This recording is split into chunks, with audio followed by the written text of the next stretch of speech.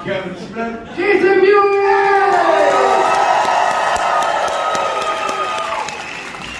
We are in Orlando at Megacon, ladies and gentlemen. Put your hands together so the folks at home know you're real.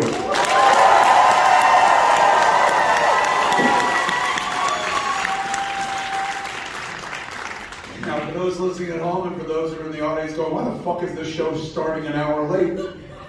We had a very long signing line. And the choice was either to fuck over everybody in line and start the show, or hope that the people who were there in their seats on time understood. We didn't know, we took bets. So now is, well, we're gonna fucking find out who won.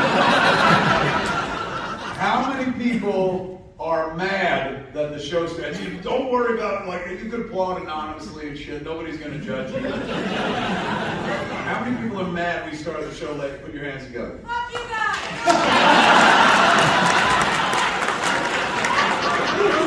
Oh my god, my mother's here, ladies and gentlemen.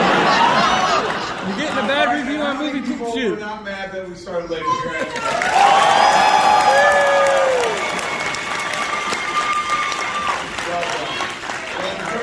You're very kind because really the time was spent on a lot of you folks. In fact, some of you faces I see were right. I just saw 5 fucking minutes ago. What an amazing fucking day that we've been having so far, ladies and gentlemen, at Megacon. But I'm going to share a quick fucking story with you. After we were done signing, which was literally like 5 or 10 minutes ago, they brought me something I'd asked for. AJ, who works with Jay, I was like, hey man, can you get me a Movies cheesesteak? And he was like, yeah, totally. And that was 4 hours ago. And this is what, so, you know, as we were done with the signing, I said to Jay, like, what happened to the food? And he's like, I think AJ's bringing it. I was like, no way, that was like hours ago. AJ came back and he had the fucking food. And I just had, this ain't even a commercial for movies, but this cheesesteak they make, like, I fucking love, man. It's not real, it's plant-based and shit. So if you like cheesesteak, but if you like plant-based, it's fucking amazing and stuff. So he brought it back, and I was like, how'd it go? What happened? He was like, they were closed. And I was in the middle eating a sandwich, so I was like, so who made this? I thought it was going to be like, I fucking did it, man.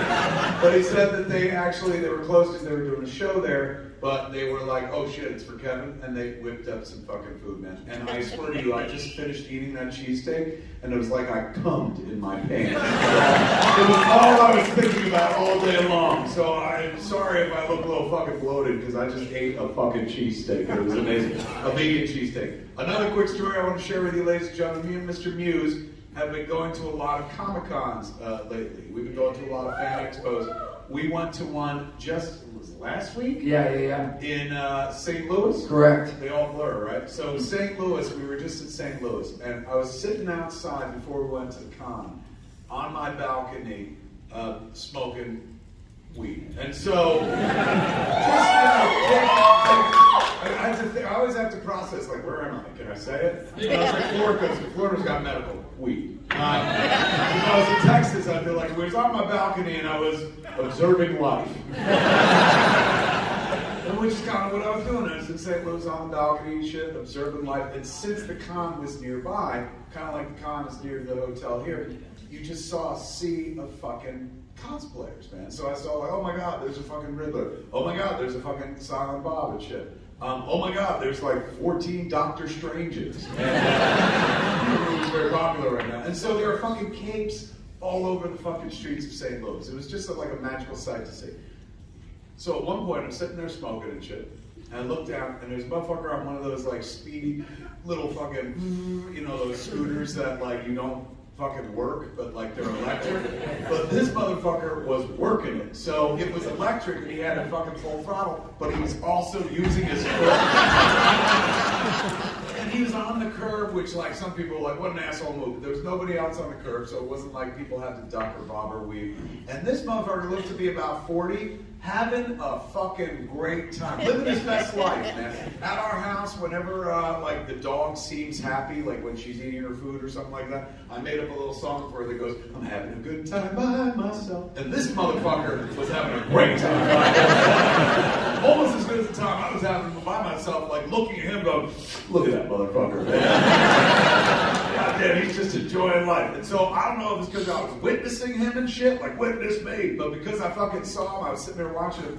All of a sudden, in the middle of the fucking curb, bam! He hits a fucking like, and face plants. Like, now, thank God it wasn't like curb or pavement or something like that. He was near like this garden area, so he face planted into a patch of fucking dirt. It was fairly fortunate, but very embarrassing. And this is where shit got amazing. This fucker just like fucking bam, face plants, injury, peril happened to this man, and out of nowhere, a guy dressed like Superman. I shit you not. Fucking out of the blue, just like, hell, hey, and he fucking helped the dude to his feet.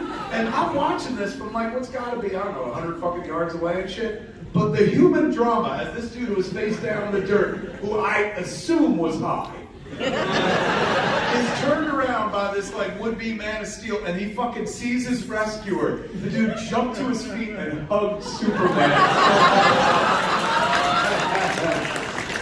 That's the kind of shit you see at like a fan expo and stuff. We did not see any of that shit today, I assure you. Because we were indoors in lots of long lines. I felt so bad for all the people that came to take pictures with us or get signatures with us, because it looked like what we went through like fucking on Monday when we went to Disney, man. Just like a sea of fucking lines. But at least at the end of a line at Disney World, you're like, oh, we're on a minute and a half ride, that rock.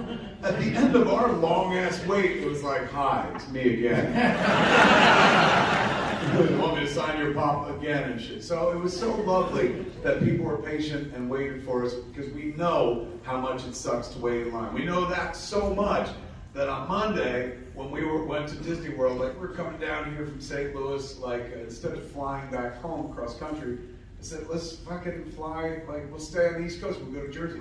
And he goes, oh, bless you. He goes, I'll do you one better. He goes, why don't we go to Florida? I was like, we're gonna be in Florida next weekend. He goes, no, we go down to Florida early, we hang out with your mom. Jason likes to hang out with my mother. Now, this is cute, but weird, because we don't really hang out anymore, because he's always hanging out with his kid. He hangs out with his daughter, Logan, all the fucking time. So the two people he chooses to hang out with are Logan and Grace, and I'm sitting right the fuck here.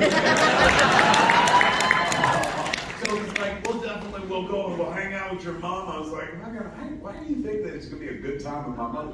And he's like, because we're gonna go to fucking Disney World. And I was like, what? And he's like, yes, man, we're gonna bring your mother to Disney World. I was like, my mother is fucking 76. She's not into that shit. My brother Don, he's a fucking big Disney kid. So if you wanted to bring him, he'd love it, but his husband might be jealous, so watch yourself and shit. But he was like, no, man, we're gonna bring him out, I guarantee you. He goes, old ladies love Disney. And I'm like, how do you fucking know that? I saw a tweet about it. I'm like, so I asked my mother, I was like, hey, so we're thinking about popping over from St. Louis just to hang out with you for a few days. She's like, who's we? And I was like, me and Jason. She'd go, oh, I love hanging out with him. These fuckers do this behind my back. So I was like, we're coming, we're going to be there for a few days before Megacon begins and whatnot. And Jason, go figure, he's fucking such a knucklehead. He said he wanted to take you to Disney World. And before I could finish the sentence, she's like, I would love that. And I was like, you have lived down here for the better part of like 20 fucking years, man. Oh yeah, about 20 years at this point. My mom's lived down in Florida and stuff. With my brother, not with my brother, but my brother lives down here as well. So I was like, why the fuck would you want to go to Disney yet again? She goes, I've never been to Disney World with Jason Mewes. Bob, prepare to watch a lot of things get humped. So that's when it became something of a fucking trip, where it's like, oh shit, man, like we're doing a thing. My mom's 76, she can barely walk and stuff, she's mostly in the wheelchair. So I was like, rather than like go and wait in line, let's do what the rich people do. At Disney World, if you go to a special VIP section, anybody can do this. It's not just for fucking famous people and shit. It's just for people who got stupid money to spend. You can buy a tour guide. I guess you can't buy it. So people at home and shit. You rent a tour guide for the fucking, it's a minimum of 6 or 8 hours or some shit. With this tour guide, they put you in the front of every line. So I was like, this is perfect for mom. She's in a fucking wheelchair. We'll get to the front of every line. More importantly, we will get to the front of Rise of the Resistance.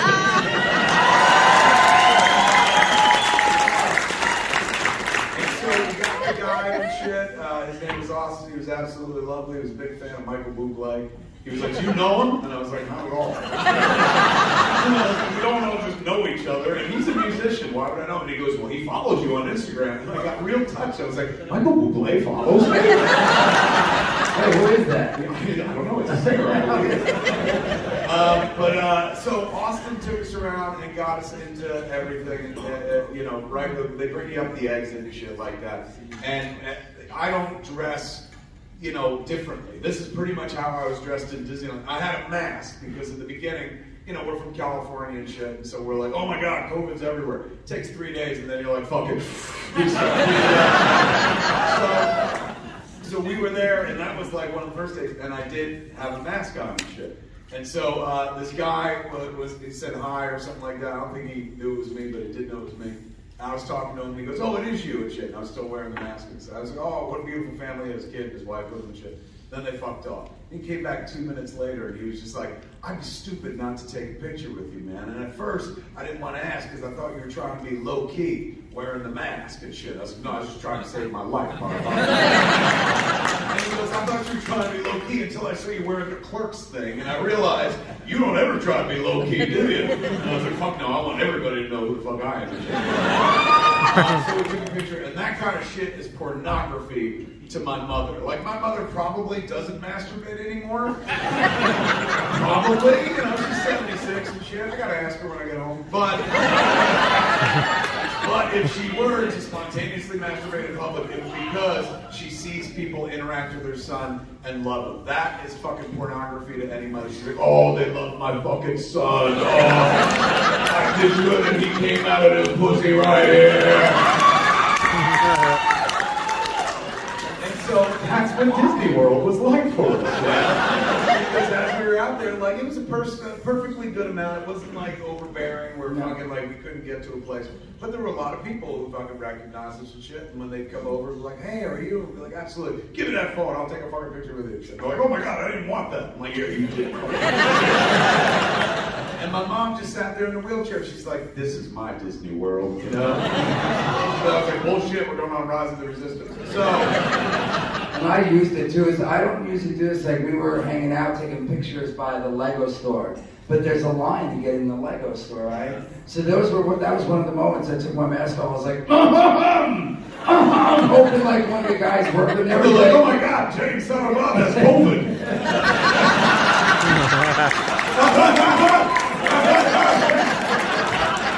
Disney police escorted them all fucking. Oh my God, I just wanted to go inside. Sir, you're banned for life. Lucky though, some guy at the exit did recognize us, and he was like, "Oh, hey, what's up, guys?" I was like, "I love Lego." He's like, "You want to come in?" I was like, "Fuck yeah."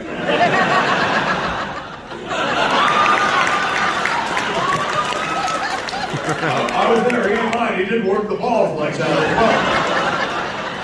Meanwhile, I'm the one that should have had his fucking balls work because we got in there and they had a fucking Lego set, unbelievably, that he had not seen or didn't know about, never had and shit. And it's, I guess they did an AT-AT, this big AT-AT set, which is, I don't know if it's exclusive to Disney or to all Lego stores. Yeah, I think it's all Lego stores, but it's one of their big sets. It's one of these big ass, like $800 fucking Lego set and shit. And he was like Ralphie in A Christmas Story, like, I want that Red Ryder BB gun. And he's hesitated, and he's like, "I can't buy this." I was like, "Why? You want it so much?" And he's like, "How am I getting it at home?" I was like, "We'll fucking ship it at home. That's easy as fuck. Buy it." And he's like, "I can't buy it." I was like, "Why?" He's like, "Jordan will yell at me." He's worried that his wife was gonna fucking yell at him for buying something. Meanwhile, he's out there on the road, like fucking working and shit. Can't even spend $800 of his own goddamn dollars on Lego set. So I said, "I'll hook you up, man." And so I bought him the fucking Lego set and shit. That is not the point of the story, but thank you. It's the least I can do for him, man. He does so much for me all the time, and has for years. And we probably wouldn't even be having this conversation had I not met Jason Mewes, right? Like, there'd be no Jay and Silent Bob without Jay. There'd certainly be no Silent Bob. It wasn't like I was sitting around going, "And Silent Bob." What do I put before it? It all started with Jay, and since Jay, the character of Jay is based on who Jay was when he was 16 years old, like motor mouth and shit, stream of consciousness, and just wants to fuck anything that moves and shit.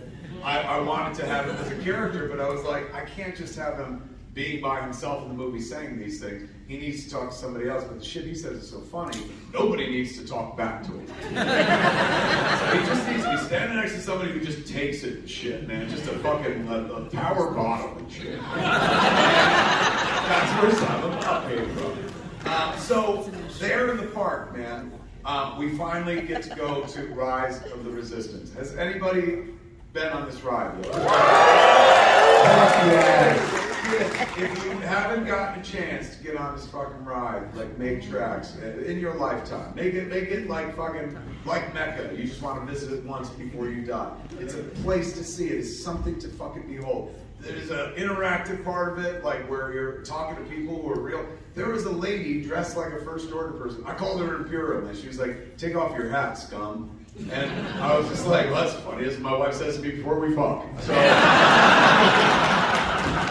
their first order was like, no cursing. So I was like, yeah, right. You know, because I thought she was kidding around. She's like, take off your hat. And I was like, oh, okay. And I fucking took my hat off and I put my hoodie up and shit like that.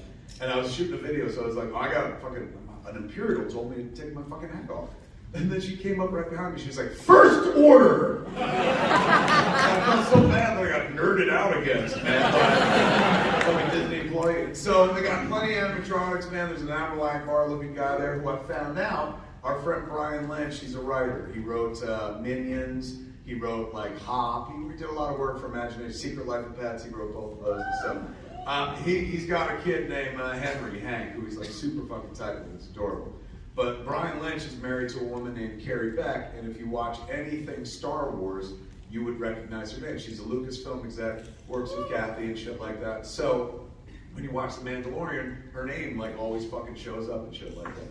So he said on the tour, the guy in the chair who looks like Admiral Akbar, his name is Lieutenant Beck.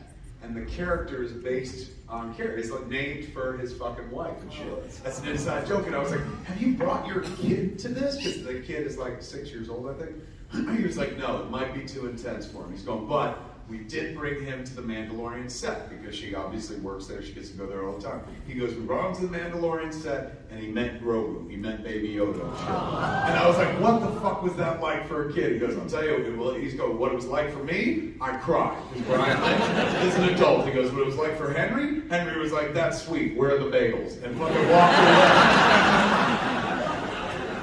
So this ride, at one point, man, like you're in you're in a tram, and you're not in a tram. You get rescued by the rebels and shit. You get captured by the First Order, but the Resistance rather, not the rebels. But at one point, they fucking bring you into a hangar where they have these two gigantic fucking snowwalkers, these two AT-ATs, not made of fucking Lego, that are fucking life size. And they don't move, they don't like turn and look at you or anything like that, but they are just so fucking impressive. It's like almost akin to like when you read comics, you see the giant penny or the dinosaur in Batman's Batcave and shit, the sheer scope of it.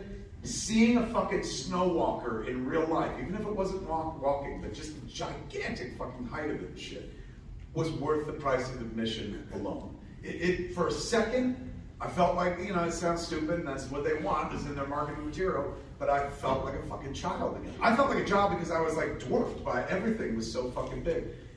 See it, kids, if for no other reason than to see the giant snowwalkers, which again, don't do anything. They don't move, nobody comes out of them and shit, but it's just like you pull into this gigantic cavernous room and you look up and two of them are sitting there. I was taken back to 1980 when I was a kid. I was on Empire Strikes Back for the first time and shit. And I remember seeing it in the theater and being like, wouldn't it be great if we could see one of these in real life one day? We did! They have one! It's awesome because I feel like it's so it's like you're in so many different things. It's not just like Spider-Man ride. I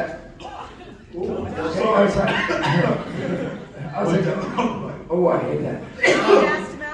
I know that the Spider-Man ride, how like you're on. You guys laugh, but there's all my COVID coming right in. I wish you didn't turn, bro. It just was like.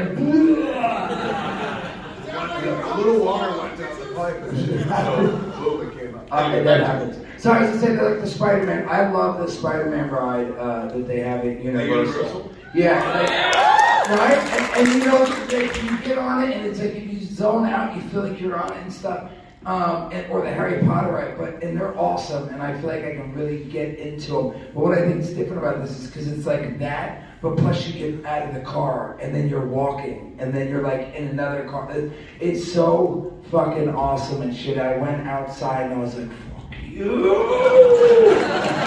And I would say it said 95 minutes before for the line, because it was a huge line. I would say it honestly is worth just going there, waiting 95 minutes to take the ride, honestly. It was pretty fucking phenomenal. Even my mother was like deeply impressed and shit.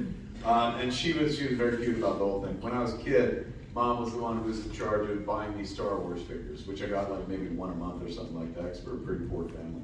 But she was achingly familiar with all these characters without knowing their names, because she was the one that had to go to Two Guys or Bradley's and fucking buy them with me and shit. Two Guys, yeah.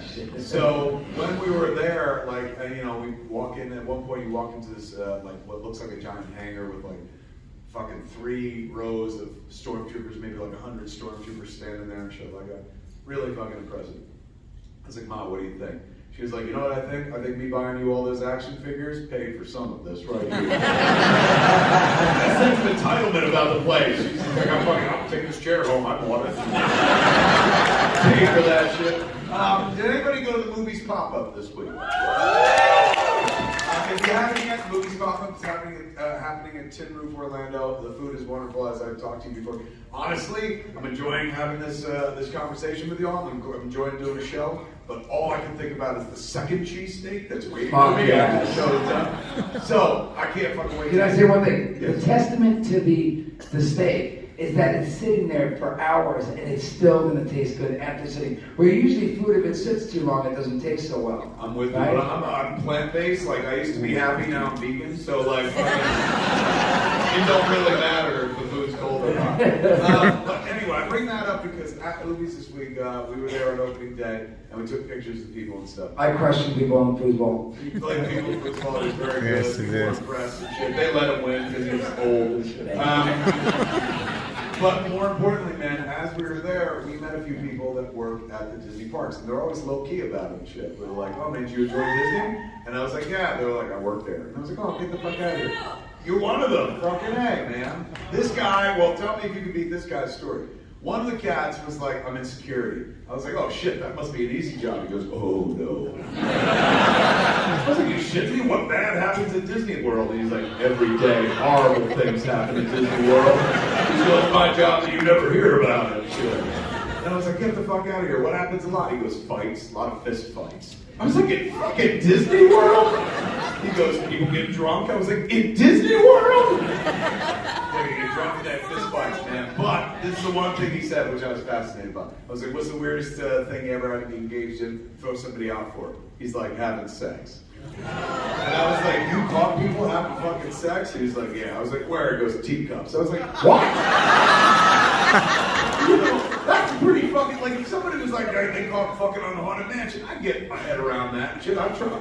But somebody fucking in the teacups, like, there's a long line, all of Disney World walks past you and shit, and you're always exposed. Sooner or later, you're gonna be, like, thrown out to the side and shit. So you get somebody who's sitting there not looking for people fucking on the teacups. Every fourth gyration, the fuckers are going. And doesn't it spin too at the same time? Which must make it amazing. Like, at first I was like, why would someone fuck up the teacups? And I was like, why wouldn't you fuck up the teacups? I can close that park at night, open it up to adults for an orgy, and they're like, fuck whatever you want. Dude, the big fucking skit, whatever that tower is that fucking drops, right? And imagine being like, good days, and right as it drops, you're like, good days. You put your arms up like you're on a roller coaster, right? We were taking pictures today, and the picture guy, there was like a slight delay, 1 second between the snapping of the pictures and the approval of the photo. The approval meaning like nobody's got reflections in their glasses. The picture looks copacetic, it looks really good. So after like an hour of doing it, and then like people would break, but they'd be like, oh, and come back, and because he didn't, we hadn't figured out our timing, our flow just yet and stuff. We finally like fell into a fucking flow and stuff. So we're sitting there like taking pictures, going back and forth and one another. And you know what? Holy shit, I had a pothole and I forgot what the fuck story I was about to tell. Why am I bringing it up? We were talking about the guy who was behind the camera saying, thank you, and I was talking about, Yes, and it was about fucking, and I don't remember what it was going to be about. I know, and now I'm trying to... Now we're going way back and shit. We got my fucking pictures. Alright, but hold on one second. Fucking on the teacups. Kids, not helping. A lot of information being thrown at a man who's high at his fucking board.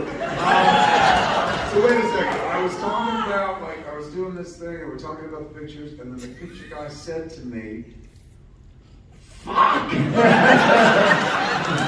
You really want a snowman? You want a man? Oh my god, like I don't have a kid, but that was like, for a minute I was like, did he say that? And then I was like, oh, you're doing a movie, that's cool.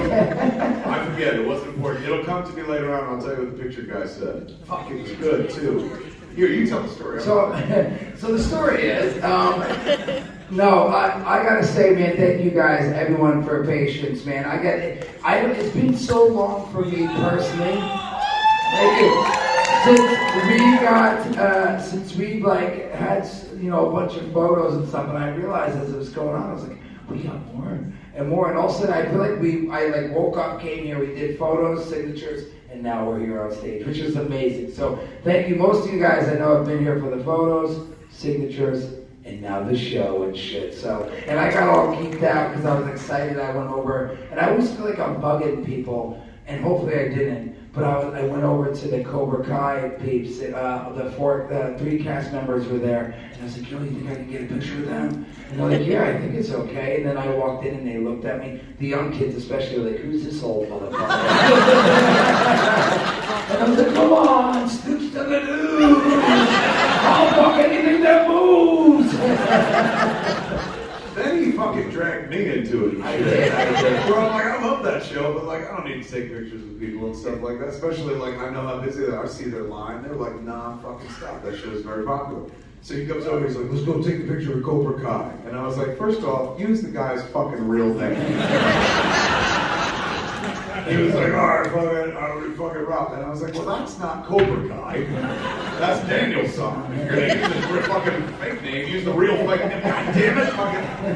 Hopefully he wasn't bummed off. Hopefully he's not bummed that when he sees me later, he's like, there's that fucking kid. Oh, man. Yeah, he sees you, he's like, oh, you fucking awesome. You're like, I'm sorry. He definitely, when we stopped the flow of their pictures, he was caught off guard, like, what the fuck? And then he had this look on his face where he's like, ew, it's Jay and Silent Bob cosplayers. And then he realized, ew, it's Jay and Silent Bob. It's his best performance, man. He was very, very sweet. Those Cobra Kai kids are fucking sweet, man. I've interviewed them at IMDb, on the IMDb, like during Comic-Con and stuff. Big fan of that fucking show. And seeing them, like, seeing people come in and, like, take picture after picture and line up and shit, like, I get it. That much I get. But I would never choose to, like, go take a picture. He does that periodically at cons. I consider myself a fan of things, but not enough to be like, oh, I want to get a fucking photo with somebody. I'll take a selfie with a motherfucker, but I would never, like, barge in and be like, one more photo with us. He does it all the time. Last show, it was with the fucking Smallville people. I'll be honest, William Sabat.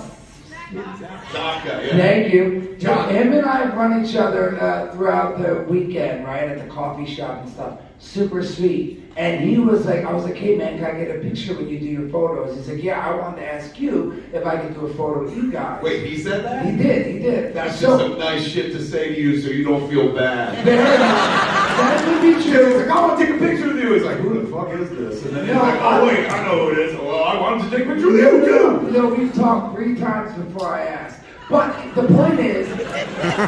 No. Because he talked to me after he talked to you. And he was just like, your little buddy's irritating. I said, will you please take a picture with him? He just loves you so much. He's like, oh, I'll do it for you, Silent Bill. And then he walked away.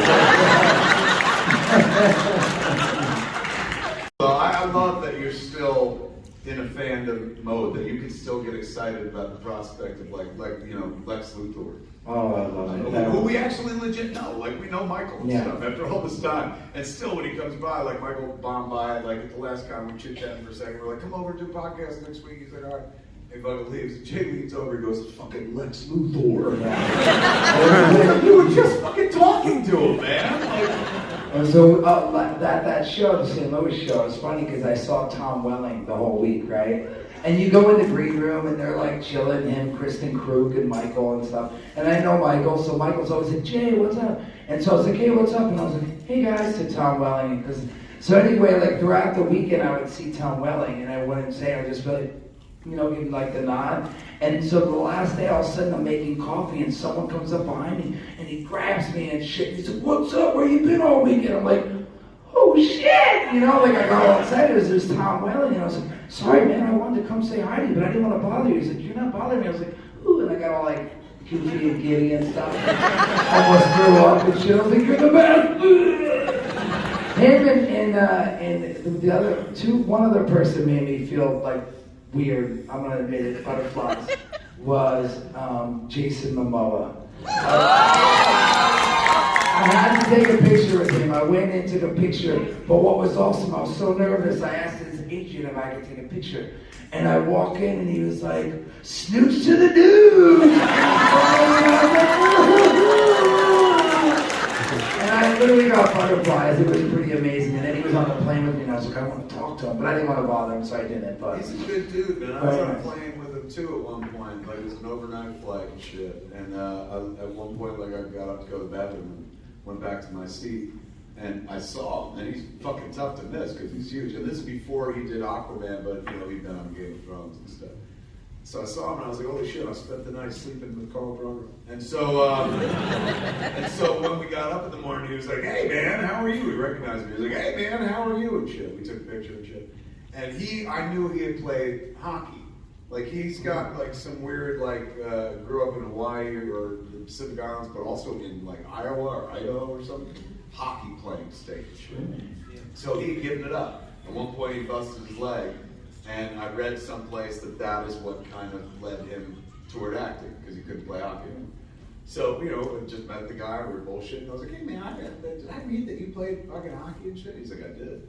And I was like, I read that you hurt your leg, and that's why you turned to acting? And he was like, that's exactly what happened. And I was like, let me ask you this, man, 'cause I'm a big hockey fan, and I believe in the romance of hockey. Some people love the romance of baseball. I love the romance of hockey. I think hockey is a very romantic fucking sport and stuff. And the story behind the story, most people watch games, see stats. Hockey has a million stories happening in it at any given moment. So in that world, man, the idea of a kid who trained his whole fucking life to one day possibly play in the NHL, which is what he wanted to do, and then losing that for the rest of their life and having to settle to be something else that other than the thing they dreamed about doing, that's fucking heartbreaking. That's the stuff of good drama right there. So it's like, let me ask you this, man. I know you broke your leg, and that's why you wound up not playing hockey and stuff. But I know things worked out for you, but do you ever wish that you didn't break your leg and you played hockey? He goes, fuck no, I'm Aquaman.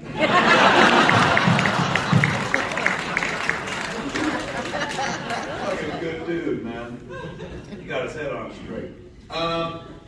The con today, who did I see? I saw Elijah Wood. He was sitting there having a chill moment and shit, so I ran over and bothered him. I was like, look man, I understand hobbits and shit, whatever. I said, but the movies you've been making the last fucking 5-10 years, including the movies you produced, that's some brave, bold shit, and I salute you. And he was like, oh my God, fucking thank you. And then as I walked away, I was like, I've been watching that kid in movies since, I think even before I was making movies, man. There's some people like that who predate me in the business. I was in Minnesota yesterday. I was here in Florida all week, but I flew to Minnesota for one day to go to VCon, Gary Vayner's an NFT convention. While I was there, I saw Spike Lee and talked to Spike for a while. Spike Lee said one of the fucking, I wouldn't even call it con. I don't know why he said it. It's probably just some nice shit to say to a person and shit, but it fucking nearly broke me and moved me incredibly so. Spike Lee is a filmmaker without whom I wouldn't have done what I do. If you look at Clerks, structurally, it's very close to Do the Right Thing, which was my absolute favorite movie at that moment in time. It just lacks, well, yes. And now most people in the audience is like, I've seen Clerks and Do the Right Thing, and you're lacking one very crucial ingredient. You're right. Clerks is there's a lot of white. I don't know where the black is. So, but Spike, oddly enough, his first movie, She's Gotta Have It, and then School Days, and then Do the Right Thing. Those first three movies of his, very inspirational for me. He was one of the people whose work that I read, there was no internet, right? So you couldn't just read up on filmmakers. But he had written books about making these movies, filmmaking experiences, journals, which provided useful fucking information. It was like your treasure map. So those books meant everything to me. Without him, I don't do what I wind up doing and stuff. And I've met Spike many times over the years. We have mutual friends and whatnot, including once when we were screening Dogma at Cannes, and him and his wife sat behind me, and his wife loudly hated the movie the whole fucking time. The whole time. I was like, ugh. So I've seen Spike many times over the years and stuff. It's always very cordial and nice and stuff. Elder statesman of film to me. He's somebody I look up to who's been doing it longer than me. So I saw him, he was doing an interview and shit, and he saw me, and I went like that, and he gave me one of these and stuff, and then I went and did a thing, and when he was done with the interview, as I went back, I was like, hey man, I gave him a hug and stuff, and I wanted to take a selfie. And he pulls me down to talk, because he was sitting, I was standing, he goes like this, and I come down, he goes, you and me, we're still here, we're still doing it. Now, that's something that I say to anybody that I ever meet in the film business who's been around as long as I have. When I see people who like interviewed me back in 1994, I'm like, oh my God, we're still here, we're still doing it and shit. That's amazing. The fact that a guy without whom I wouldn't have done what I did, a guy who I consider a true filmmaker, I'm a fucking tourist at best. I'm a member of the audience who they gave a camera to one day and I won't fucking give it back. But Spike Lee was put on this earth to fucking make films. He's a world-class filmmaker, and maybe it was just some nice shit to say, because we were the only two filmmakers there, but the fact that that dude said we to me meant the fucking world. If I could go back in time and tell young Kevin Smith that, like, fucking, not only do you love this movie, but like, this guy, he's gonna consider you a contemporary one day. Oh my God, it was fucking mind-blowing and shit. So I told him, I was like, look, I said, I know when you made, like, She's Gotta Have It, you weren't reaching out to inspire, like, me, or people like me. He goes, what does that mean? And I was like, well, there's a lot of me making movies and shit like that. And he goes, I'm a teacher, Kevin. I reach whoever I can reach, and I've reached you, and that's the important thing.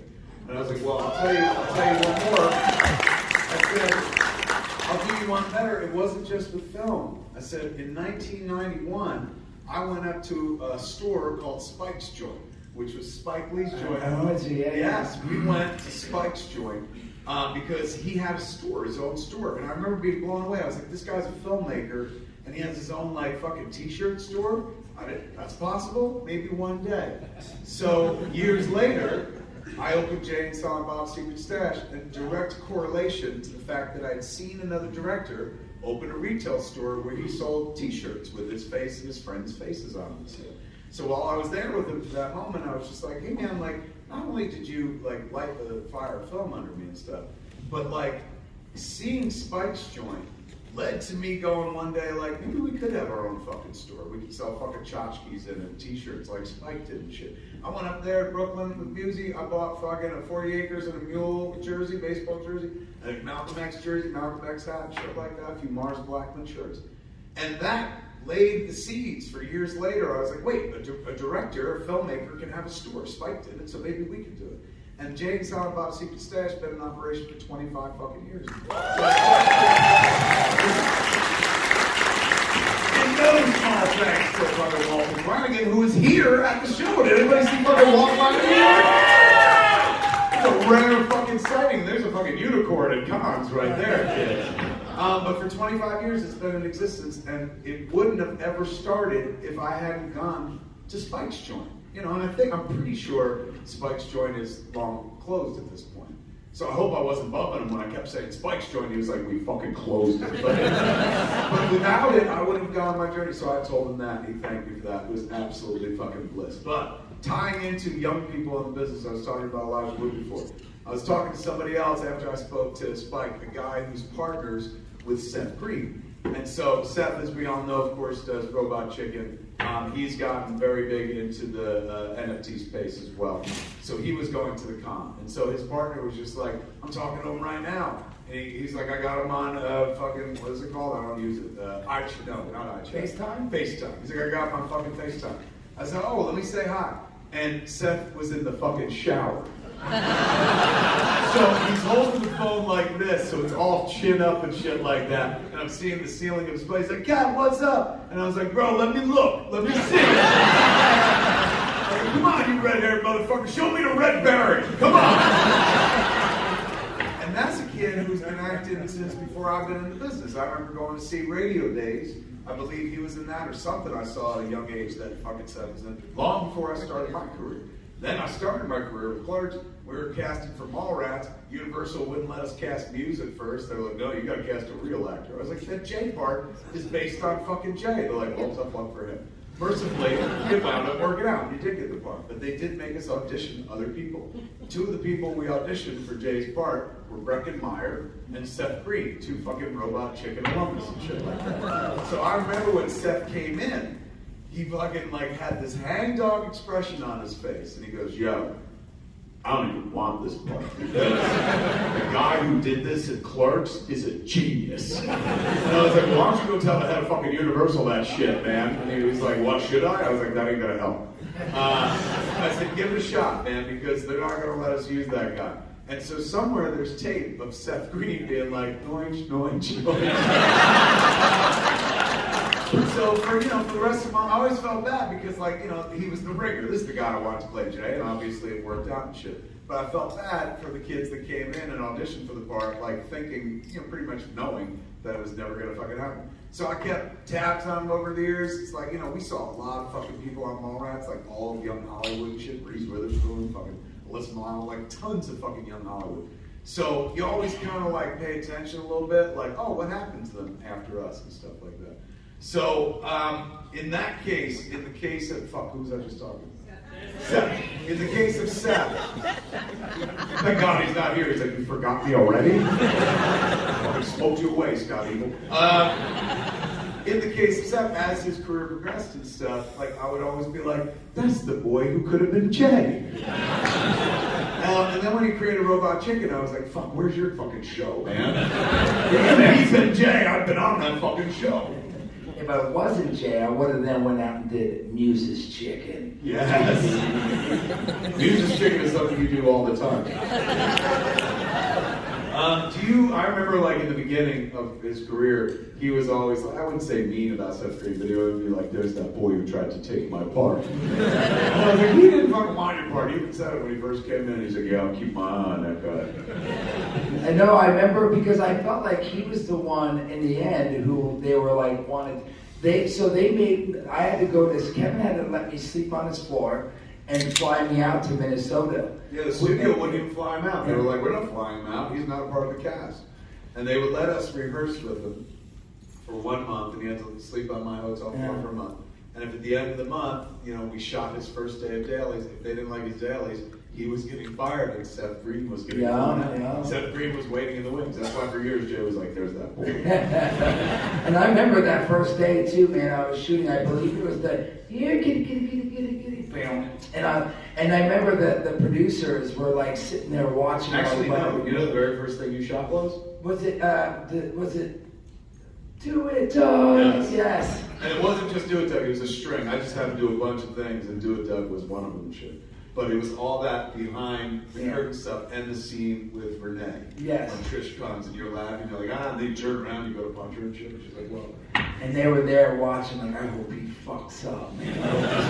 That's how I felt. I wasn't. I was sitting there going, like, you better fucking. I wrote him so hard. I was like, oh my God, you got to do this fucking. You got to be as Jay as possible. He's like, I don't know how to do that. I was nervous. Because the first one, I was so nervous. I was like, can you get anyone inside, man? And I was like, sing Berserker, girls think sexy, because I was so nervous. And he said, come on, bro. And I got through it, but I was really nervous about Mallrats, even though I was like, I have to do it. And we got through it, I got through it, thank goodness. What's adorable to think about is the very first movie is you being like, I can't act in front of all these people, there were only 2 other people there and shit. But you went from that, the boy was like, I can't act in front of all these people, to the dude who showed his dick in second year. Yes! Is that ever weird for you that like when people who've seen that movie know what your dick looks like? Like nobody here, people can imagine what my dick looks like, but they'll never fucking know. You on the other hand and shit, I'll give you an impression. Very small. They fucking know what your shit looks like and whatnot. You know what? It's a few people. It's funny because not a lot of people mention it. Well, a few people have said like, I've seen your dick. But people have asked me this, which I find funny, is they're like, can I touch your dick? No, that would be awesome too. You never get asked that enough in life. They say, is that your real dick in Zach and Miri? And I'm like, well, yeah, because if it wasn't, I would have been like, look, make that shit a fucking so, like, I would have literally been like, so I'm like, of course it was real because I would have made it so fucking big. People would have been like, holy shit, is that real? Or then they would have known it was fake because it was so huge. But, so I've been asked that a few times and shit, and they'll be like, good on you. And I'll be like, okay. And I don't know why. Maybe it looks a little larger because it's on the big screen and shit. My dick looks a little bit bigger. I think most people watch Zach and Miri on their phones. Oh my gosh. Well, I guess it could be okay. I mean, you can still see it. It's not like it's infinitesimal, but like compared to the body and stuff, you can see that you got some girth. Well, I did a little walk past and shit. And then it was, I love that, my favorite still though is this, because this wasn't planned and shit. So just know that now. Don't let them try to fucking steal this from me. Oh yeah. When he saw his nuts, and then when he was in the refrigerator naked and he drops the fucking thing, he did that. But he did say, oh my gosh, we couldn't see it that well, so let's put a light in the refrigerator. Yes. So it was really technically I did direct it at the end of the day. By being like, put a light on those balls. No, exactly. Another 10 million at the box office. All right, kids, I know we've been having a good time, and we're going to hopefully continue having a good time. But before we go a step further, just some housekeeping and a serious note. We'll be back to the laughs in a second, but this is just a serious sidebar. If anybody in this audience even thinks about coming up here and slapping either one of us,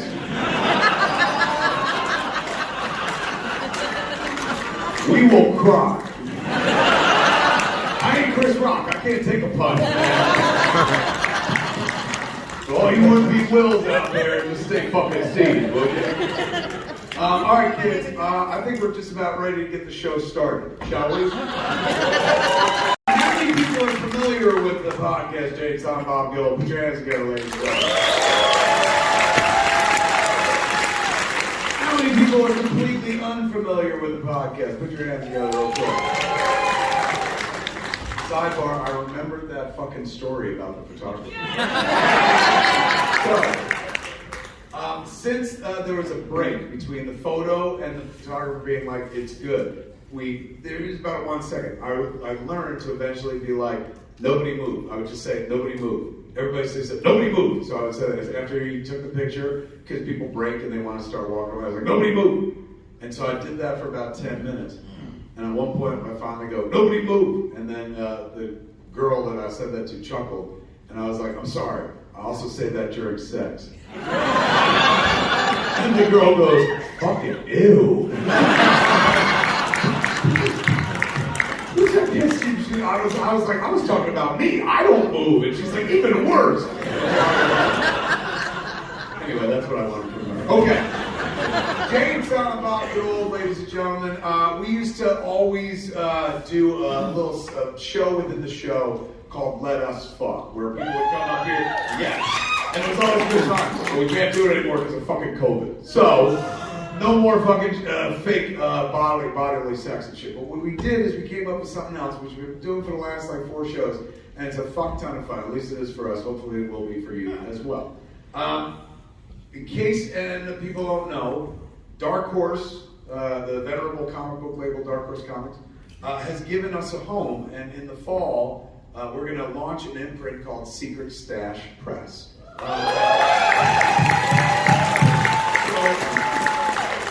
first comic is a vigilante book called Masquerade that me and Andy McAlfish wrote. Captain Rip Andrews, beautiful.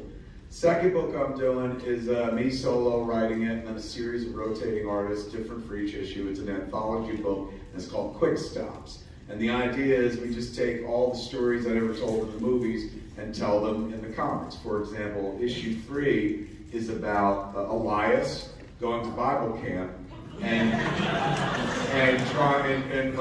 telling Myra Hotchkiss he wants to kiss her, and her letting him down gently by explaining she has a pussy troll. So like, you get to see that thing we talked about. You get to read like the whole fucking issue and stuff. So I got those scripts. One of those scripts features Jay and Silent Bob quite heavily.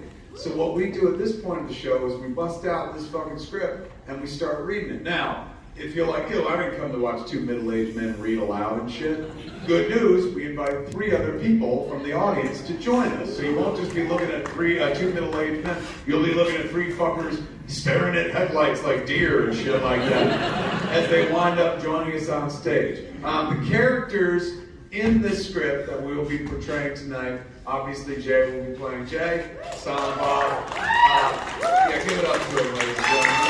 Check him out.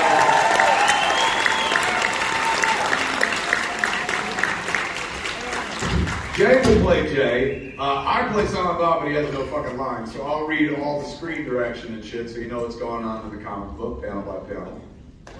But we have, thank you. The lone Kevin Smith fan right there in the back. But we have 3 additional parts that we got to cast. One of the parts is a character named Sean Hartle. Nobody's ever seen that character before. He was referenced in Mallrats. At one point, Brody's like, Sean Hartle's giving everyone the inside scoop. One of the things we're doing with Quick Stops sidebar is maybe next week. Yeah, I was kind of waiting until I got past.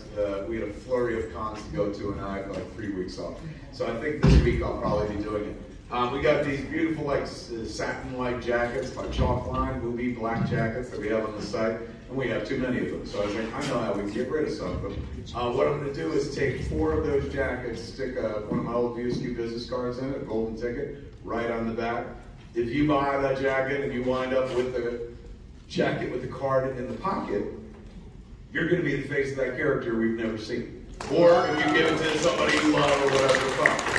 So Sean Hartle will eventually look like somebody in the audience and stuff. But tonight, he's definitely going to look like somebody in the audience because we need somebody to do that part. So, who wants to play Sean? Look at all those fucking hands go up. Oh my God, it's just like Hollywood. Too many actors. Let's see, man. How do we do? You know what? Fuck, I'm going to leave it up to him. You pick. Again? Yeah, you should pick. That way if they get mad, they get mad at you. Hold on, because this is a bigger room. I can't really see everyone's face. So I'm going to take this mic and I'm going to look around the room. You're looking for a Sean Hartle. And now remember, guys. Here, let's make it easier. Here. Okay. Can anybody do impressions? Yeah. You do shitty ones. Very honest. You said you? What kind of impressions you do? I can do anything from Arnold Schwarzenegger to an old hillbilly. That's 2. Alright, hold that thought. Can anybody beat the 2 impressions? You got what? Forrest Gump. You do a decent Forrest Gump? I think so. I'm going to keep that in mind. Any other impressionists? What do you do? I can do Scotty. You can do what? Scotty. Scotty from Star Trek? No, I can do Scotty. I'm taking his food with it. That's bought up, us people thought thinking typical thinking hacks. Get out there, Yes. So what you want, Sean? All right, Sean, you're going to stick right here, and we're going to get you the mic in a minute. I can listen to that, man. What's your name? Ezra, man. Give it up for Ezra. Ezra's going to be playing Sean Hartle. Ezra, start looking through the script. Familiarize yourself with your lines in advance. That's coming from the director. Okay, the next 2 characters are crucially important, but they have been portrayed by people before. So essentially you will be essaying roles that have been essayed and blocked by other people. The first one is Alyssa Jones, who was performed by Joey Adams. So we need a woman, ladies and gentlemen. What woman wants to act? Woman hands in the air only. There's a lot of dialogue for Alyssa, a decent amount of dialogue for Alyssa, correct? It's a decent amount of dialogue for Alyssa. However, impressions put you over the edge. Ooh. You're from Minnesota? You...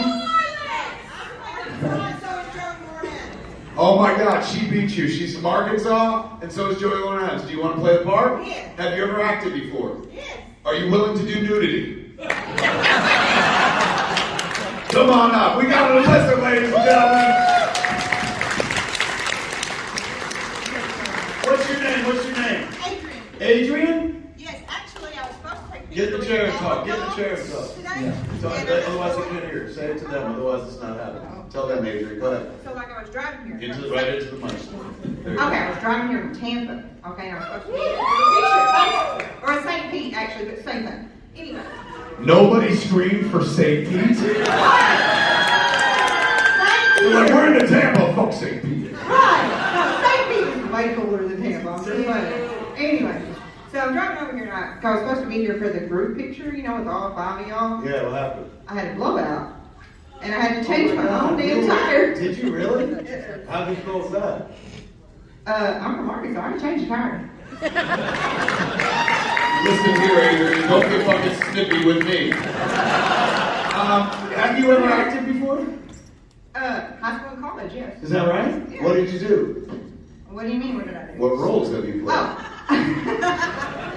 So, in high school, I had a small role in Meet Me in St. Louis. No, I don't. And then we did Faith County. I don't know if you ever heard of that. Never. Yeah, he liked to do Plays that people didn't hear farces, about. yeah, that people didn't hear about. We did one that was called Destiny, but it was kind of a play on like the Cyrano de Bergerac, but Flipped. flipped. Yeah. Nice. So- Nice, you got some experience. I do. Right on. I do. The accent's what's going to push you over the top, man. Joey doesn't use her accent unless she's, if I remember correctly, when she would drink, it would come out. She'd be like, hey, y'all, and shit like that. Right. But you're going to have to, I'm going to want that accent thick. Mine? Yeah. Okay. Lean into it. Like, don't Alright, fucking try alright. to straighten it out, man. Just make it as crooked as Arkansas is. All right,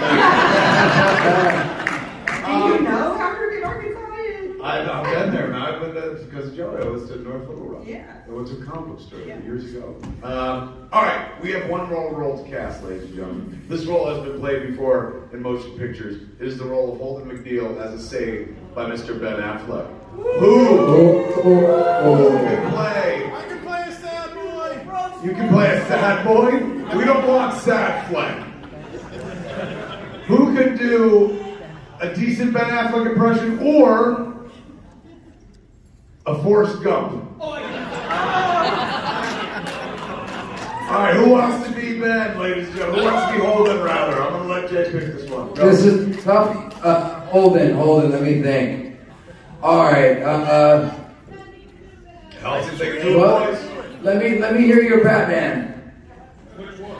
Ben Affleck's Batman. Which one? I can't do like. What do you think? How about Forrest Gump? One of my favorite lines is, "These are my magic shoes." Let's go. Come on, Ben. Playing the role of Ben Affleck's Holden McNeil will be Forrest Gump, ladies and gentlemen. What's your name? What's your name? Charlie. Charlie, give it up for Charlie, everybody. Charlie. This young lady right here. We're getting you a mic. They're working on getting you a mic. And we the have script as well. yes, I have the script. phone, and I have my phone. Your There's mic keeps going out, so you should have a hardwired mic. It keeps popping out. All right, kids. I'm gonna pull up a script here so that I can go along as well. No, you read yours. I don't like this shit. That's why I said it over there. No, you do. You're gonna need one. I know the fucking story. You know what? You're as difficult as Joey or Adams, man. Okay. All right, so Jason. You do. Jason doesn't jump in right away. So we could use it, we could go without a mic for a minute. I'm almost got the script, kids. Quick stops, issue 1, and bam. Jay, do you have a copy of the script on your phone? I do, sir, I do. It's from last week too, right? Same one, man. Second draft. Yes, sir, I got that shit, son. All right, kids, here we go. Where are you going? I'm fucking off. No, I'm going to get the mic. I got it. You don't have to go get the mic. You can stay here. Yeah, somebody could. You're not going out to fucking smoke. Fuck you. Grab a microphone. I know that look. You're like, I'm going to a microphone. Will you take a lead? All right, go take a lead. I know you got a baby black. Does that work? Yeah. Well, what the fuck's wrong with these motherfuckers? Holy shit, this is a... Fuck yes, thank you. Then we don't need a mic, thank you. All right, you go to But the I'm still bathroom. pissing. All right. Major calls, ladies and gentlemen. Let's close that door. I'm gonna take the mic with him. All right. Close. Now listen. I can't hear him. Except in my heart. Kids, we're going to get started without him because he's the pop in for a minute. The comic book is called Quick Stops. Issue 1 is entitled Holding Back the Years by Kevin Smith. Second draft, April 2nd, it says 2021, but it should be 2022. There are a few errors in the script because it was written by a stoner. Page 1, panel 1, exterior Hollywood Chronicon Convention Center Day. It's an establishing shot. All sorts of variations of Jay and Silent Bob or Blunt Man and Chronic cosplayers are headed into the convention building for the 10th annual Hollywood Chronicon. In parentheses, it says, use image from Jay and Silent Bob reboot as reference. So that's where this story is taking place, at the same convention that we saw in Jay and Silent Bob reboot. The narrative box tells us the 10th annual Hollywood Chronicon. And off panel, we hear the voice of Alyssa Jones say, So, with Holden's blessing, next year I'll be making his award-winning comic book Chasing Amy into a live-action series for Netflix. oh my God, that's how Arkansasians say Netflix. I do lean into it. You told me to make it thicker. I do. I want it thick as a fucking pancake. Get in there. The Netflix. I love it. Netflix. It's like 8 syllables in that version. Panel 2, interior Hollywood Chronicon floor day. The place is packed with even more variations of Jay and Silent Bob or Blunt Man and Chronic cosplayers, all buying or selling Jay and Silent Bob merch and stuff. In the foreground are a stack of toys, also hanging bagged and board copies of Blunt Man and Chronic, movie posters, hats. Looks like basically a Comic-Con, as we saw today. And we hear the off-panel voice of Alyssa Jones say, But Netflix wants an edgier title than Chasing Amy. And Holden and I have been having a hard time coming up with something that we like better. Panel 3, interior convention center hallway day. The hallway is clogged with Blunt Man's and Chronics, Jays and Silent Bobs. Off-panel Alyssa says, So, since the story is going to be told from my perspective this time, instead of his perspective, like he did in the original comic book, Holden suggested a new title. and go ahead. The next line says off-panel Holden, but it's really off-panel Alyssa. Do that line too. Tell the audience what you think I should call the Chasing Amy Netflix show, Holden. Panel 4, we're outside of a panel room just like this. We see a placard that says Chronicon Guest of Honor, Holden McNeil's Blunt Man Beyond podcast, live recording in progress. And then we turn the page, and on pages 2 and 3, we got our first giant splash page, ladies and gentlemen, and it says on it, double splash page, interior panel room day. Alyssa Jones and Holden McNeil are on stage recording the episode of this podcast, Blunt Man Beyond, that we saw Holden wrapping up all the equipment from in Jay and Silent Bob reboot. Holden smiles through his punchline delivery as Alyssa laughs heartily. We're behind the seated front row so we can see the audience is laughing and clapping as well. Holden says, as the punchline just joke, just to bring us back, take us back one page and give them the setup. Tell the audience. Tell the audience what you think I should call the Chasing Amy Netflix show, Holden. Do it up, Forrest Gump, Holden. I said, Alyssa, she should call it Holding My Dick. I'm gonna call a cut right there. What the fuck happened to Forrest Gump? Was that Forrest Gump? The whole fucking time, man. Let me hear. Hold on 1 second. Don't go. I'm directing here. Chill out. All right, and take 2. Action. I said, Alyssa, she should call it holding my dad.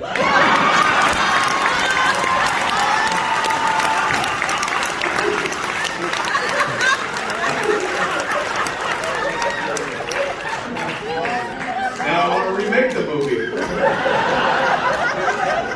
The audience laughs, the sound effects, them clapping, the credits box says Dark Horse and Secret Stash Press present Holden McNeil, Alyssa Jones, and Jane Silent Bob, and Holding Back the Years, written by Kevin Smith with art by people to be determined. Page 4, panel 1. Alyssa turns to Holden for a sidebar question. She says, How many episodes of this podcast have you recorded now? This will be episode 210. But this is the first time that you've been interviewed on it. Is that right? go ahead, Holden. Yes! The whole fucking time. You're committed to that Forrest Gump, man. Normally, I'm the one doing the interviewing. Talking to the top talent in our industry. Legends like Bill Sienkiewicz. Sienkiewicz? Yeah, that's a tough one. Sienkiewicz. Jim Lee, even Stan the Man, a few years before he passed away. So, I feel bad for you, this audience, for you and this audience, because we usually get way more talented guests than me on Blunt Man Beyond. Holy shit, man.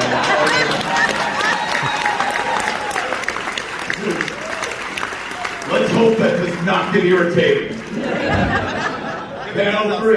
Alyssa turns back to the audience, all smiles. Alyssa says, But when he feels bad, he just drives his eyes on all of his Netflix money. Netflix money. Okay, last question for Chronicon guest of honor, Holden McNeil. Who's it gonna be? How about Say the word, say the word. you? There you go. Panel 4. The audience is filled with Blood Man and Chronic clones and Jay and Silent Bob cosplayers. But Sean Hartle is standing at the microphone wearing a Comic Toast t-shirt featuring the logo from the comic book store in Mallrats. And Sean Hartle says in his thickest Scottish brogue, Hi, Mr. McNeil.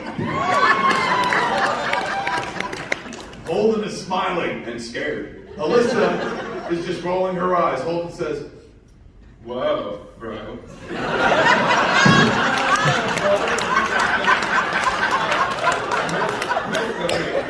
Is my father, sir. Just call me Holden. second part. There's another line. You skip the other line. Or guest of honor, Holden McNeil. Hotzer. Well done. Well done. Nobody ever pronounces that correctly. Give it up for her, man. She got the Oscar right. Page 5, panel 1. Closer on a delighted Holden. Holden says, Wait a minute. Is that a Comic Toast t-shirt? Are you from Jersey? panel 2, Sean. You know you're doing it. Sean Hartle is all smiles. He's indicating his shirt. He says, I am, and it is. My name's Sean Hartle. I'm from Middletown, and I used to go to Comic Toast in the Eden Prairie Mall every week. Until Jordan Willis opened up the secret stash in Red Bank. wait, who opened up the secret stash?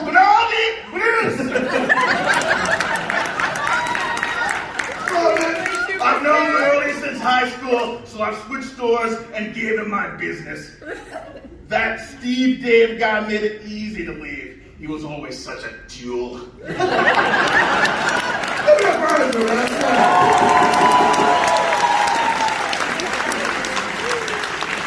Panel 3, we're close on Holden. He's smiling through his story. Holden says, That Steve Dave guy was a total fucking tool.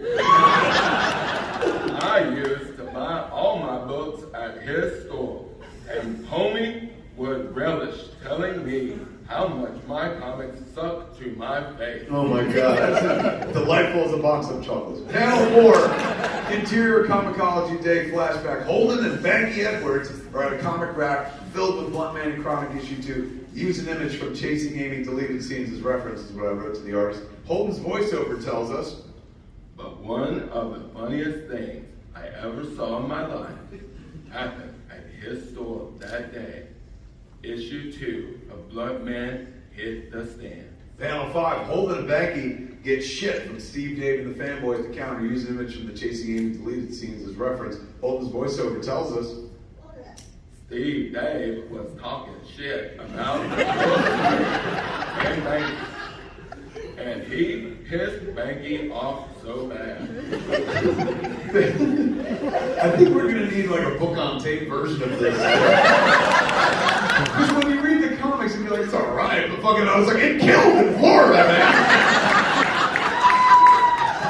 Panel 6, exterior Red Bank Street, day flashback. Banky is writing in his checkbook with his foot on a metal trash can. Holden is baffled beside him as Holden's voiceover tells us, Banky left the store, wrote a check for $5,000, taped it to a garbage can. Page 6, panel 1, Steve, Dave, and the fanboy react to the garbage can coming through the window. Use image from Chasing Amy deleted scenes as reference.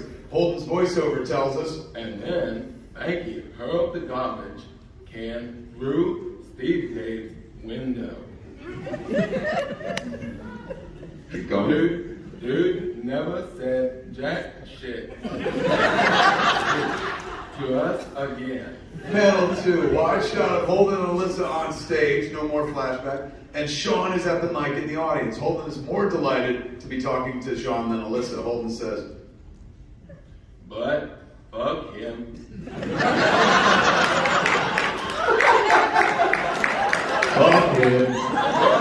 You're from Middletown, all Middletown. Did you go to North or South? I went to Newark. Alyssa went to North. I went to Hudson. Calm down. We share some geography with the guy, not DNA.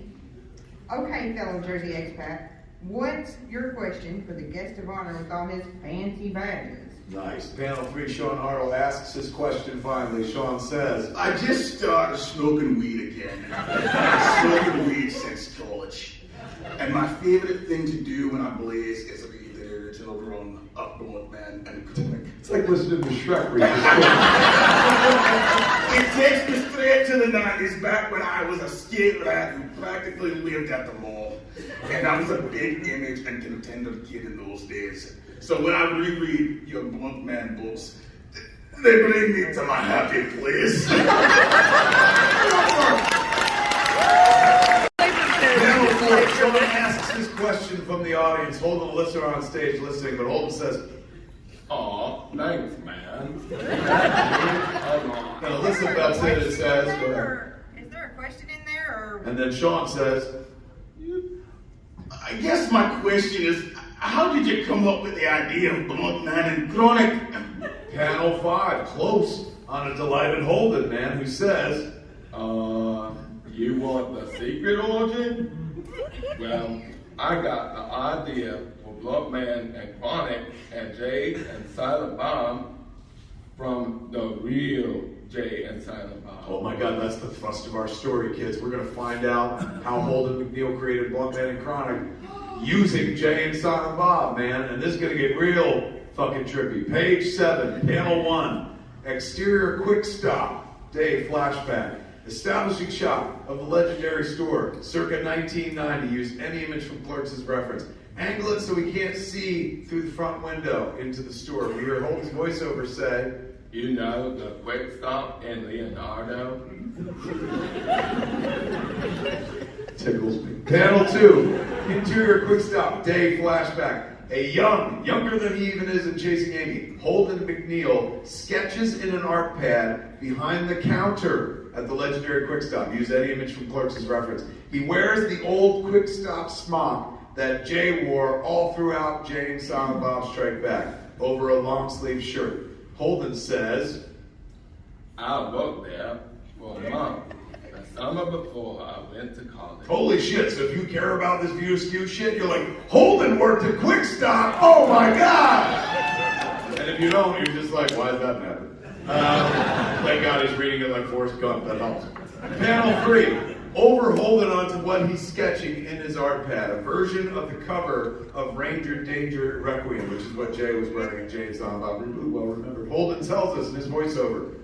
It was this amazing job where I had no oversight and tons of time to sit around and draw because nobody ever came into that store. True story. Panel 4. Close on Holden, lost in his drawing, framed by the edges of clothing worn by waiting customers on the other side of the counter, who we don't see yet, but we pretty much know who they are. And Holden's voiceover line tells us, well, nobody but them. And that's when Jay yells out, Yo, Bob Ross! You really want to paint something? Paint these nuts with your tongue, you cock knocker! Snitchy bitches!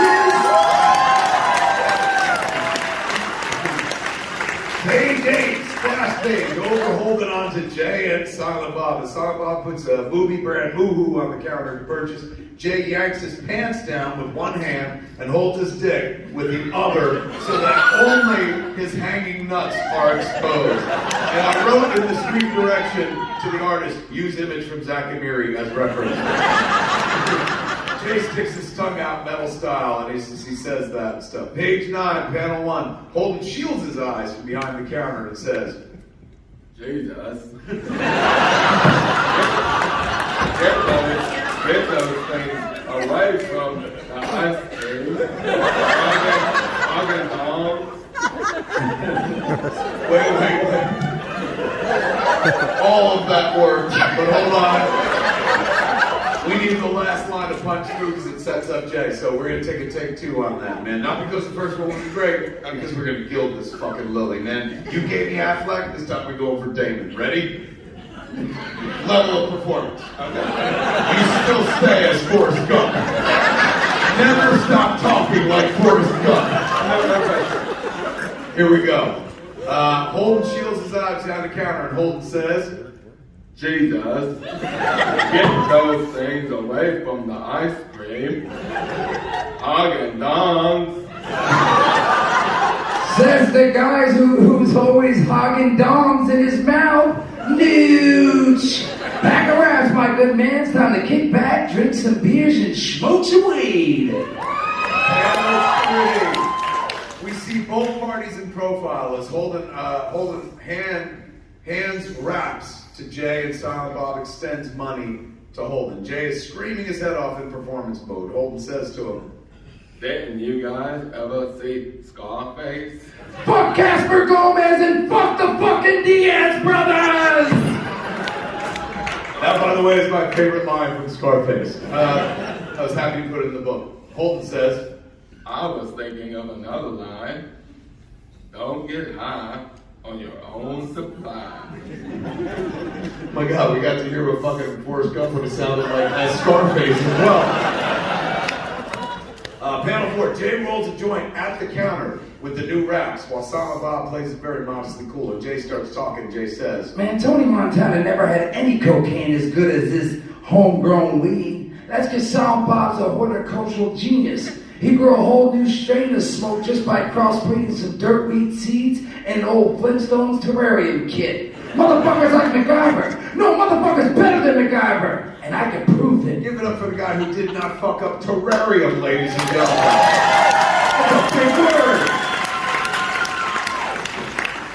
Panel 5, Jay extends the rolled joint to a very nervous Holden as Silent Bob looks on smiling, and Jay says, Hit this shit with us and find out. Are you nuts? Put that away. Dude, you buy weed from us all the time. But I don't smoke in public. We can't blaze right here in the store. If a cop comes in. Panel 6, close on Jay. I love it so much. Eyebrow arched mischievously as he indicates the door to the cooler at the back of the store behind him. Jay says, Well, then lock the door and let's hit this shit in the back in the cooler, kid. Page 10, panel 1, interior panel room. We're back at the Chronicon. Back at the con, close on Holden telling his story from stage. Holden says, Now, mind you, back then, it's not like it is today. This morning, I just brought a pack of Maui Maui pre-rolls at a weed store that's across the street from the movies. That's the world we live in now. But this was the early 90s when just having some weed seeds in your pocket would be enough to send you to jail. So I had to be clever. it's like a sequel to Forrest Gump that someone else directed. Not Bob Zemeckis. They're like, well, fuck it, man. Let's, as long as he talks like that, we can have him say anything. Oh my God, it's amazing. So Holden said they had to be clever. Panel 2, exterior quick stuff, front door. His example of clever is a sign hung in the window that reads, taking a shit, back in 5 minutes. Panel 4, interior cooler, day. Holden and Jay and Silent Bob are in the cooler, surrounded by sodas and milk. Use image from Clerks 3 as reference. I wrote the notes because in Clerks 3 we go into the cooler for the first time in the movie. We've been in the cooler, in the cartoon and shit, and we kind of reference it in Clerks 3. If you listen very closely when they first enter the cooler, Brian O'Halloran under his voice goes, ooh, it's hot cold, and then fucking the conversation begins. A little flashback, a little Easter egg for those that like the cartoon, which I can tell weren't many in this room. So, we hear, let's see, Holden and Jay are in the cooler. Jay is lighting the joint in his mouth and looking at Holden's smock, admiring it. Holden is rubbing his own arms to stay warm, and Jay says, Yo, I like that schmuck you gotta wear. You mean this smoke? I hate it. Can I have it? No. Man, I'm sharing my weed with you and you can't even share your clothes? Jay passes the joint to Holden. Holden's making an ill face because Jay is drooling on his shit. Jay says, Look, I'm gonna stop calling you Holden McNeil and start calling you Holden onto material possessions. You're up, hero pup. Ew, you fucking drooled on it.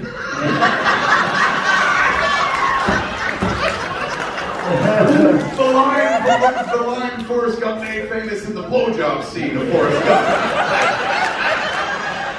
Panel 5. Holden hits the joint as Jay and Silent Bob look on. The sound effect says, and Jay says, Yo, you wanna come see Dick Tracy with me and Silent Bob tonight? I think it's a porno. Panel 6, one of my favorite jokes in the script. Panel 6, close on Holden, holding his smoke, eyes wide, looking at, and we hear Holden's voiceover, and he says, I didn't see Dick Tracy that night. Instead, go ahead, do the next line too. I saw my hero. Page 11, splash page, interior blunt cave. Holden's stone POV, point of view, has changed the cooler into the blunt cave and turned Jay and Silent Bob into Blunt Man and Chronic. Behind them, we can see in place of a giant dinosaur like in the back cave, the blunt cave is a giant movie statue in the same T-Rex pose. On a lower, higher platform behind them is the Bluntmobile, and there's a hint of a giant penny over there. Chronic says, Holy home invading Vicky Bales, blunt man! Who let this cock-smoking clerk into our bitchin' blunt cave? Page 12, panel 1. Reveal Holden is standing in front of them, just as he was in the store, exhaling a cloud of smoke. Joint in his hand, Holden says, Holy shit. This weed is amazing. the first stuff I want to see. Panel 2, I'm gonna write this. Panel 2, wide on the Blunt Cave as an alarm sounds and Blunt Man and Chronic go racing for the Bluntmobile, followed by Holden. The sound effect says, Ree! Holy shit, blunt man! That re can only mean one thing! Panel 3, Blunt Man and Chronic hop into the two-seater Bluntmobile. Holden is following them, but still a few feet from the car. Chronic says, That mutated motherfucker must be back! Holden says, Who's back? Where we're going, guys? I gotta get back to the store. Ladies and gentlemen, the Academy Award goes to Panel 4. Close on fire, shooting from the Bluntmobile's jet engine exhaust. That's some sound effects is boom. Panel 5, the Bluntmobile takes off with Holden holding on to the vehicle's fin. The sound effects is screech, and Holden says, "Wait." Apparently in slow-mo. Page 13, panel 1. Rover A, hanging on for dear life Holden, on to Chronic, who's looking back at Holden as Blunt Man drives the Bluntmobile toward the mouth of the cave ahead. Chronic says, "There's no time, so you better bust out your spanker chip, because you're coming with us." Panel 2, exterior Blunt Cave night. Biggest panel on the page. The Bluntmobile explodes into the night from the mouth of the Blunt Cave with a gritted teeth, Blunt Man driving and a hooting J riding shotgun, and Holden holding on to the tail of the car for dear life. Sound effects says, "Vroom." Chronic says, "Snooze." And Holden says, Shit.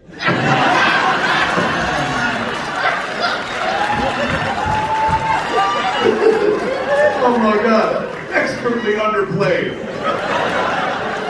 Panel 3, closer on Holden as he holds on to the tail of the Bluntmobile for dear life. Chronic's hand is extending in from off panel, holding out a classic sidekick domino mask to Holden. Chronic says, "Quick, kid, put on this mask. You gotta protect your secret identity." and Holden says, From who? page 14, panel 1, exterior mud pit from Dark Knight Returns night. It's the same mud pit where Batman fought the mutant leader in The Dark Knight Returns. But instead, we got a mutant leader-looking version of Cop Knocker, ladies and gentlemen. The mutant gang looks on. Use image from Dark Knight Returns as reference. Cop Knocker. We need a Cop Knocker, man. Who did you do? Who could you I do? did Peter Griffin. You do Peter Griffin? Get the fuck up here, man. Kabara Ezra's Mike. We see Cock Knocker rising from the fucking mud in the pit.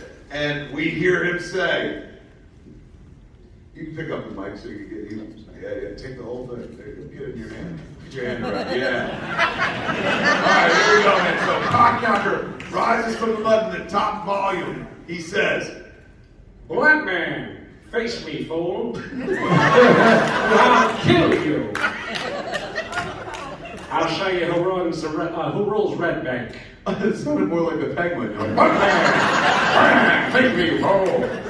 It's not much different. It's true, very true. We're going to do a take 2 on that, man. Now that you got the sillies out, I want something real fucking smooth and fluid that the Golden Globes will award. Here we go. And take 2, action. "Black man, face me, fool. I'll kill you.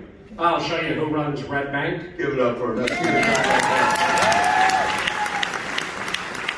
Okay, off panel, we hear Chronic say, okay, and boy. then in panel 2, like in The Dark Knight Returns, Blunt Man and Chronic rise from the mud pit, ready to fight the enraged Cock Knocker. Chronic says, Show and us. Cock Knocker says, Ah! that's how Peter Griffin comes. Page 15, panel 1. Just like in The Dark Knight Returns, we go close on 2 heavily silhouetted gang members named Rob and Don. But they're dressed like Cop Knocker, Cop Bandos, using an image from Jane's song about Reboot as reference. Wearing his domino mask, Holden is fully lit behind Rob and Don, horrified at the off-panel action. Who else do you do besides Peter Griffin? I do. Do Arnold as Rob? Who else do you do besides a Scottish person? I can do English. We'll take an English. We'll take an English. Boy, that's going to be very subtle. Let's see. Rob says, Sit down. Blunt man, be nasty. hold on, give it a tap. There you go, do it again. You see, Dan, blunt man, be nasty. Nice. Well, Cop Knocker Rob! I'm so sorry. Do it again, take it again. What's English sound like again? Don't pronounce the T's? All right. But Cock Knocker. But Cock Knocker Rob! Excellent emphasis on Rob. Panel 2. In the mud pit, Cock Knocker smashes his giant fist into the crotch of Chronic, who goes wide-eyed. We hear the off-panel Rob say, He balls nasty. We hear Chronic say, "Ooh, Avenge me! Hemp night! Bluntman takes a cockknocker down into the mud, man, and we hear Holden say, Cock knocker doesn't get it. Panel 5, close on the fighting in the mud. Holden says, This isn't a mud hole. close on the muddy Bluntman grabbing cockknocker's big fisted arm. Holden says, It's a breast. page 15, panel 1. Bluntman breaks cockknocker's arm, and we sound effects say crack, and Holden tells us, And Bluntman, the mole. Moil. Moil? Yeah, think it again. And Bluntman, the moil. Give it up for him, ladies and gentlemen. You got it. And then Peter Griffin Cockknocker yells. Panel 2, biggest panel on the page. A muddy Bluntman stands over the down and defeated Cockknocker, surrounded by impressed Cockknocker cockmandos. Use the image from The Dark Knight Returns as reference. Chronic is getting up again, and Domino Mask Holden cheers from the sidelines. We hear Holden's voiceover tell us, And as the commandos looked on in horror, a hemp knife boiled the fist. Panel 3, close on the former Cockknocker cockmando Rob, who now wears a pot leaf painted across his face. Use the image from Dark Knight Returns as reference. Rob says, The cockknockers. hold on, tap the mic. There you go, get right into it. The cockknockers. No, there we go. Hold this, hold the mic this. Yeah, it just keeps. Hold on, hold it from down here. Hold on, he's giving you a different mic. There you go. Okay, give it up for the tech, ladies and gentlemen. All right, here we go. The Rob says, The cockknockers are dead. They're history. He's the mark of the future. Red Bay belongs to the Mothman. that's a young Arnold Schwarzenegger, man. So like Conan. Very high-pitched voice, like the Cockknockers are dead. I think like a Charlie Kimball. It's tremendous. Panel 4. A muddy Chronic appeals to Holden, who is taking off his smock. Bluntman is lighting a victory joint, and so Chronic says, Yo, sidekick! I got so much fucking mud in my eyes, I'm as blind as Matt Murdock! only a joke that plays in Comic-Con. Yo, let me borrow your schmuck so I can wipe it off! Panel 5, Holden hands off his smock to Chronic as Bluntman looks on, half smiling, knowing what's about to come. Holden says, I can't believe this. Sorry. Let's do that. Let's try that. we do. Oh, fuck, you want another tape? Well, take it, here we go. And take 2 action. I can't believe this. You guys aren't just some dirt merchants who hang around outside a convenience store dealing drugs. You're secretly superheroes, and you're waging war on crime. Page 17, panel 1. Interior quick stop cooler. We're back in the cooler. Where gleeful Jay, not Chronic, holds up Holden's smock triumphantly in his hand, with his other hand on the open door. Silent Bob is exiting, giggling, and we hear Jay say, I just stole your schmuck, you fuck! Panel 2, behind the joint holding Holden. As the door slams closed, leaving him alone, we hear the door go slam, and off panel we hear Jay go, Snood! Panel 3, Holden is alone in the cooler. Lit joint still in his hand. He's dwarfed by all the sodas and milk, and he just yells out, I'm gonna get that smock back one day. Panel 4, but Holden's voiceover tells us, I never got that smock back.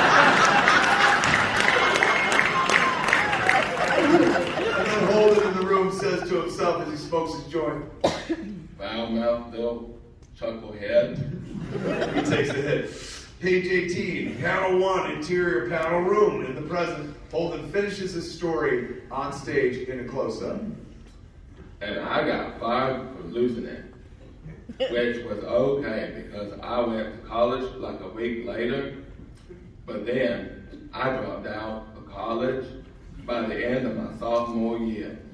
So that's when Banky and I self-published our first book, a black and white comic called 37, which was all about that summer I spent working at the Quick Stop. So the 2 people clapping, ladies and gentlemen, know now that is where In the beginning of the credits, you see the history of Holden and Banky and how they created a comic book called 37 that led to Blunt Megacon.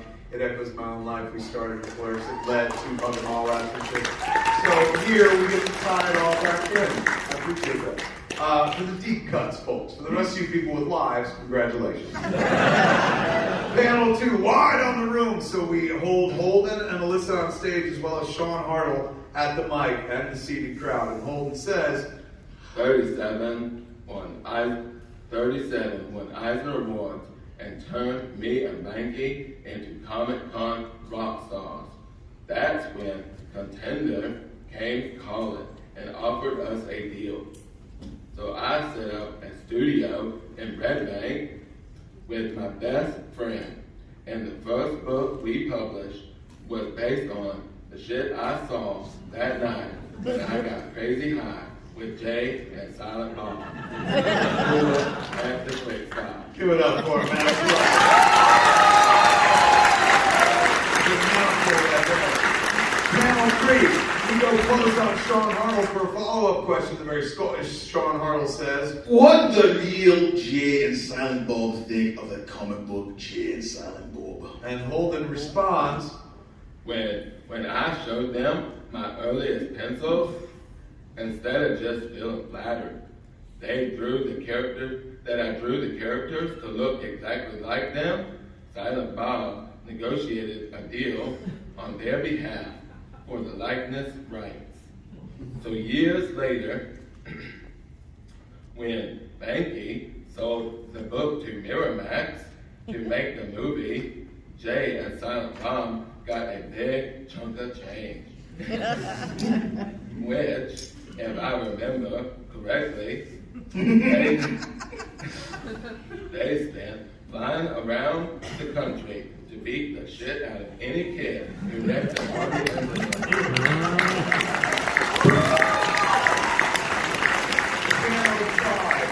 Sean Hartle is at the mic holding up his Chronicon badge and he says, What do the real Jay and Silent Bob think about the reboot that Kevin James is making brand new? It's not to come. That's good. Thank you. Panel 1, close on Holden. Holden explains, Kevin Smith, not Kevin James. The thing would have a fucking chance if Kevin James was directing. What the fuck, man?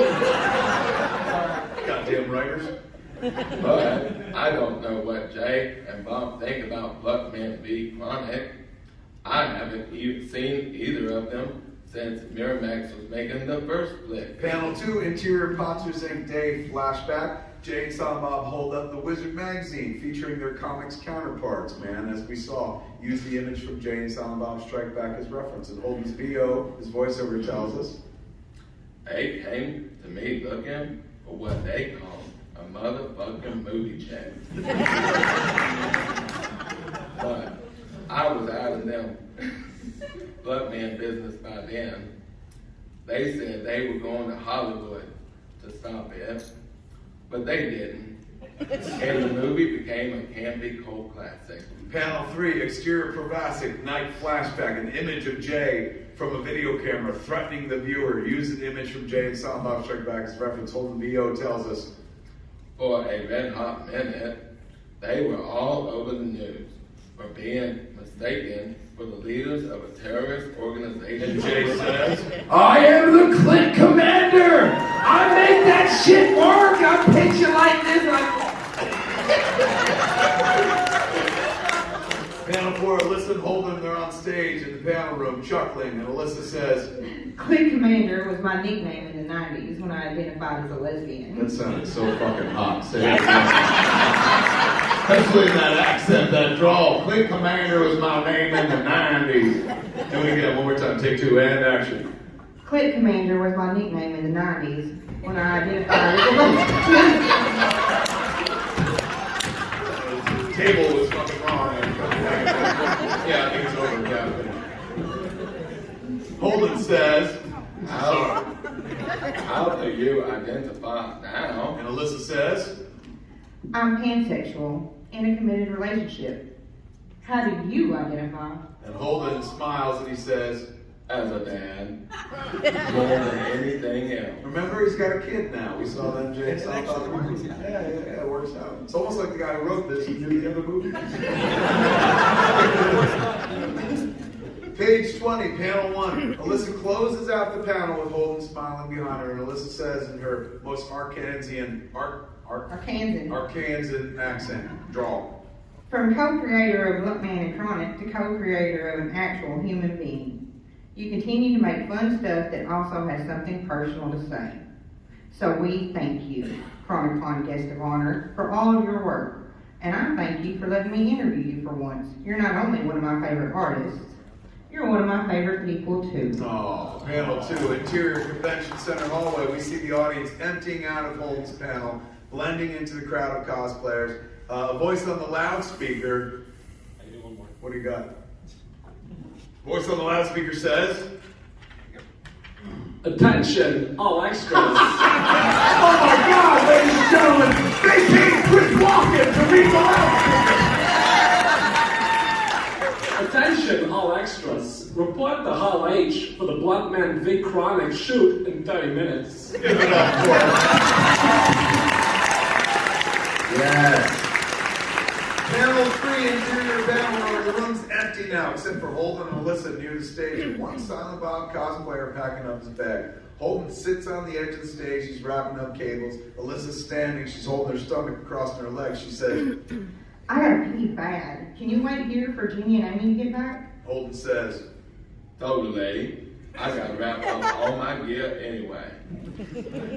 Panel 4, alone now, Holden sits on the edge of the stage quietly wrapping up wires. Panel 5, same panel, but now he looks up with wide eyes in response to the sound of a door slamming from off panel. Maybe vibrate the panel, make it feel like a very big door slam. And the sound effect says for slam.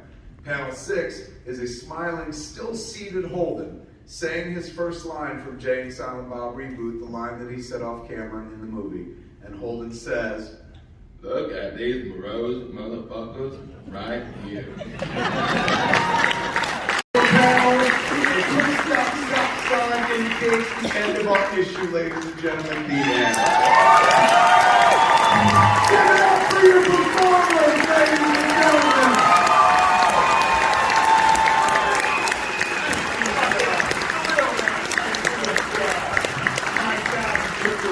Well, excellent job. If I ever sequelize that movie, this is the cast. I can't wait till people be like, I think he had the guy play it all like Forrest Gump for some reason. And when critics and I do all the press, people are like, why'd you do that? I was like, it worked in Florida. Ladies and gentlemen, did you enjoy that? Yeah! Absolute good time to give it up for the one and only Jay. Jason Thank you. We got one more day of Megacon goodness, kids, so hopefully we'll see some of you tomorrow on the floor if you can make it back to the con. If not, if this was your only day, I hope you had a fantastic fucking Megacon experience. All the people who had to wait in long lines today, not just for us, but anybody else, but I can only apologize on behalf of us. We're so damn sorry, but man, do we appreciate it. Like, at one point, my mother was texting me because she hadn't heard from me all day. I'd been with her all week, so she heard from me 24/7. This is like a stretch of time, 4 hours went by where she hadn't heard from me today. And she's like, what's going on? I was like, it's just very crowded and we have a lot of people today. And she texted back, my God, they love my son. Thank you for letting my mom think that, ladies and gentlemen. Good folks at Stay Mexico for having us, and you good folks who chose to spend your Saturday night and your money on us, man. It means the world to me. But there is no person without the guy sitting next to me, so I thank, and y'all give it up for him. Thank you.